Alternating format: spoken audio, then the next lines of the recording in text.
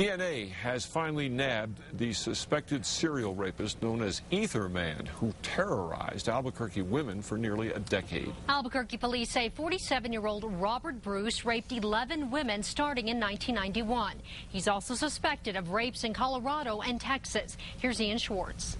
Bruce was arrested in Pueblo, Colorado in early October after police say he tried to blow up a police officer's home with a propane tank. The officer was set to testify against Bruce in a Peeping Tom case. APD says Bruce's DNA was taken after his arrest in Pueblo, and it was entered into the national database where it came up a match for 5 rapes here in Albuquerque in the 90s and 1 in Austin, Texas from 3 years ago. For many years, all police had was DNA from crime scenes in the UNM area and a sketch from just one of the 12 victims who saw his face. Police say the Ether Man broke into homes and knocked out his victims with a chemical-soaked rag. Most of the women worked in the medical field, so investigators are trying to figure out if that's how Bruce selected his victims. APD has a warrant out for Bruce's arrest detailing 44 felony counts, including rape, burglary, and battery.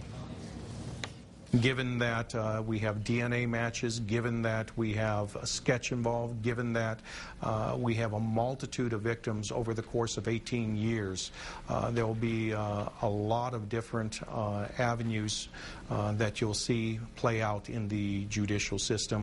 And as Albuquerque police build their case against Bruce, police in Colorado are looking at a possible link to 3 rape cases in Fort Collins and in Pueblo, and Lubbock police as well are looking into his possible involvement in 2 rape cases there. Back to you.